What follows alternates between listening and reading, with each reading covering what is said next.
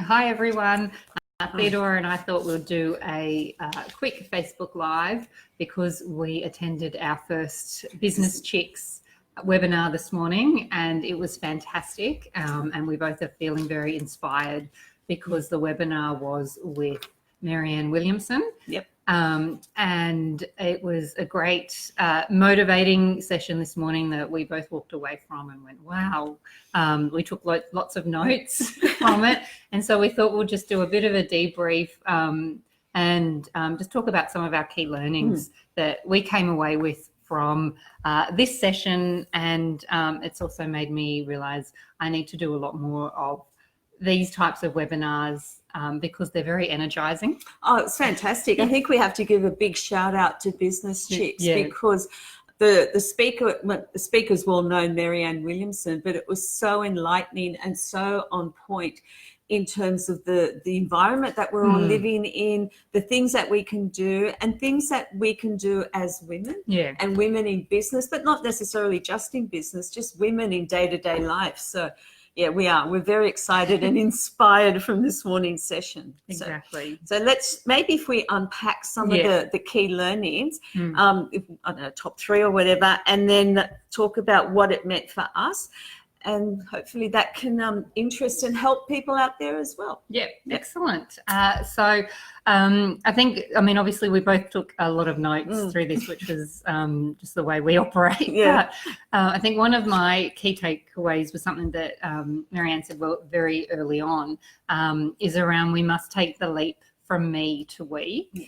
And I think that whole collective focus is super important for us, and obviously she's giving this talk and this webinar in the current environment we're in, and I think it's just a really nice balance. It also shows from that me ego driven to the we, which is a lot more of that I guess rise of the feminine kind of traits that we're looking at doing. So I think that was one of my very big takeaways, and that real focus on collaboration and how important that is, and focus on the community and the we are all in this together. We're obviously experiencing everything differently, but it's the we. Yeah, I agree. And I think if we just sort of unpack that just a little bit, because I agree, I had that down in my notes as well. And it's for me, it was interesting because for so long, and for some of us, our whole lives, it's a generational thing as well. We've been brought up to the way society works, and the 80s onwards, where it was very much focus of what's in it for you and everything's about you, and the social media and Instagram and everything's about very individualized, and that's not sustainable. And I think we're seeing that we're depleting resources in our planet, we're depleting resources in relationships. It's not going to last forever. We can't all just take without giving back. And I think the situation we're in with the current pandemic is that it's actually forced everyone in the world to just stop. And the only way we actually can survive this is by working together and focusing on we. So it's been a really good, in one sense, wake-up call that says you have to shift the focus to we, because that's the only way that's going to be sustainable and ongoing. The other path we're on is short-term gratification for some people. And the profit focus. Short-term profit. It's focus. That's, I'm being one of those nerds. I'm glad she said that, because for a long time we've talked about, and people have done studies with this, profit is just not one-dimensional. No. It's not about the next 3 months. It's not about money, and it's not about the shareholder. It's about a number of levels of things that go into that, and how you give back, and how everyone can earn and can sort of benefit from profit, and how we actually structure the reporting and things like that. So and I find it quite interesting that during the current environment is you're able to see where governments have obviously cut a lot of the community funding. And then all of a sudden we go through something like this, and all you need is those community services, and it's the Meals on Wheels, and it's all of these types of services that, everyone's like, oh, that's not that important. And then it's like, well, actually it is. It's how we help each other. It's how we work together. And it's that mindset shift. In a me-oriented mindset, we don't worry about Meals on Wheels and elderly people who don't have support. It doesn't impact me. No, exactly. It doesn't impact me. Yeah. I put my I don't, but the people put their stuff on Instagram. That's what's important for them. And this constant consumerism, so that you look like you have the latest thing.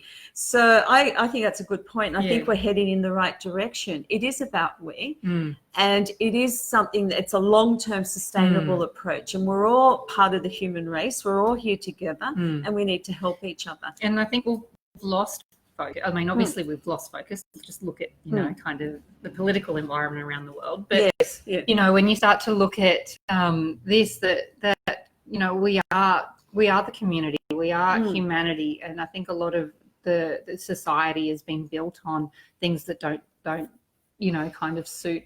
I think modern society. Yeah, I think it's we don't want to get political here, but I think it's the concept of post-industrialization and the notion of taking capitalism to its extreme. Yeah. I read this article somewhere that capitalism, this is from some I should know his name, but an economist, that capitalism is okay. Yeah. It's there for everyone to have an opportunity to grow.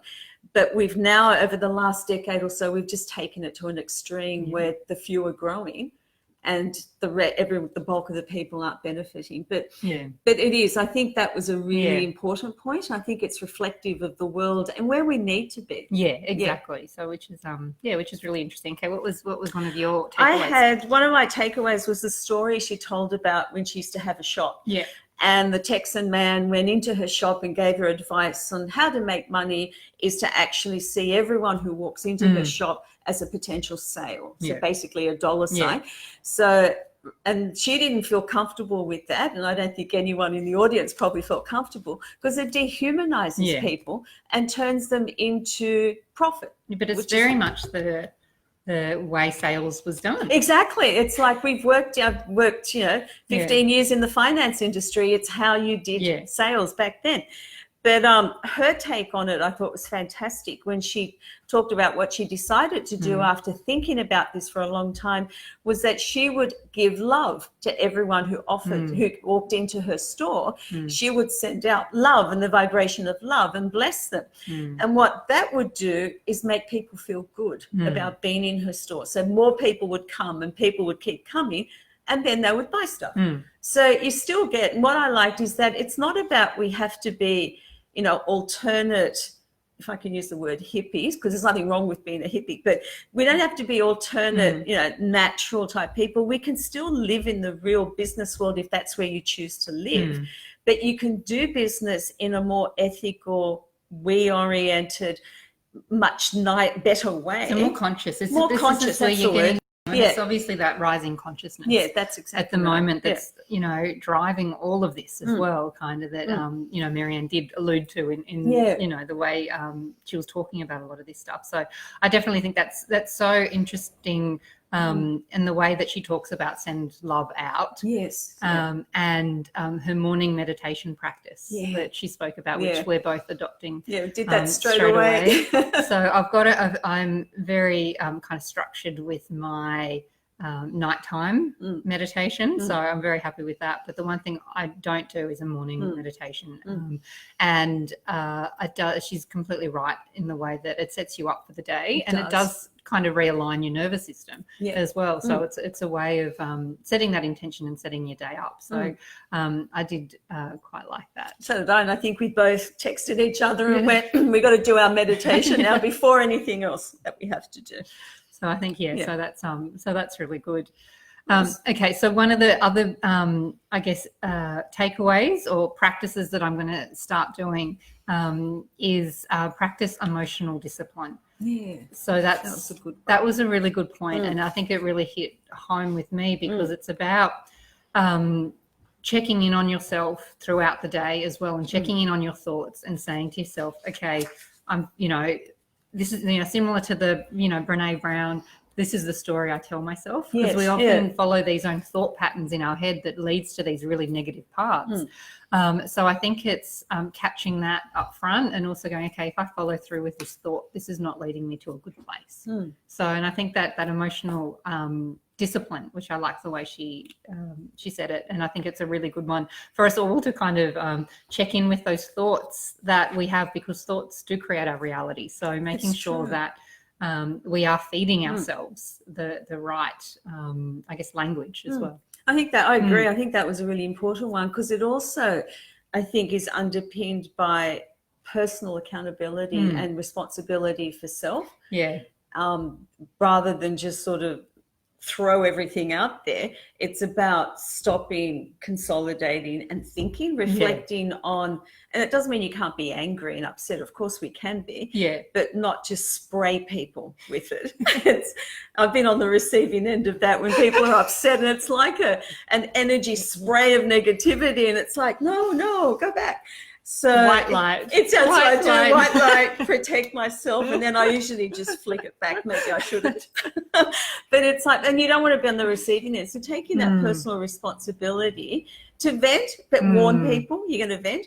But there's that maturity that you said. It's just like stopping and staying in your power. Just in your space is very powerful. Well, it was very much that power is within you. Yes. And, you know, and I know she's very much that believer in all her books and all of them are about that, but I think that's something that was one of the big takeaways, and definitely something that I'm going to practice more on and hold myself to account for maintaining my emotional discipline. Yep, I think that was good. My last one that I had here is she also said that the world is not a machine, it's a big heart. And that what we should ask ourselves every morning is, how do I serve love today? And then what do I do to contribute to this?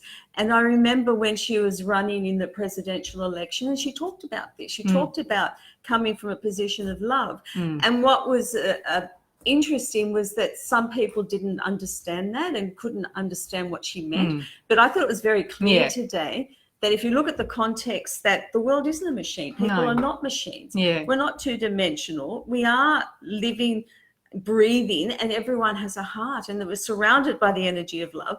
So what we can do each day is to serve the energy and how we contribute to that and make that grow. So that's something I'll be consciously thinking of every morning, is how do I contribute to this every day? Yeah, and I think that follows on one of my last points, and even though I've got a whole list of other takeaways that I did, was, and this is something that I'm going to consciously do, is, you know, kind of talking about it as from a business context, as well as kind of career, because, you know, as well as like, I want my business to bless people. You know, I want actually the people on the receiving end of this to be blessed and to be, you know, and to feel that they're actually, you know, kind of getting value and taking something away from, you know, kind of the business that we do, as well as, you know, because we've both got, you know, kind of other jobs as well. Yeah, we do. Yes. So that, you know, it's also about making sure that the people we deal with every day, you know, kind of feel kind of that value on the end of it, and kind of feel blessed with it. And, you know, and I think she, you know, Marianne uses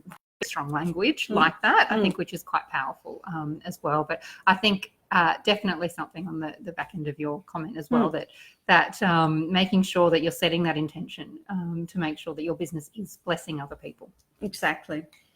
So I think they're the key points. We both have about I've got 4 pages of notes that we each took, but we just wanted to quickly share with you some of our key takeaways, unpack them a little bit, and say a big thank you to Business Chicks for organising the webinar, and a big thank you to Marianne Williamson for sharing her gift and her message with all of us around the world. Yeah, it was fantastic. We walked away from that very inspired, and inspired enough to kind of say we need to actually share the inspiration, share our learnings and inspiration with others. So thanks very much, everyone, and we will chat to you later.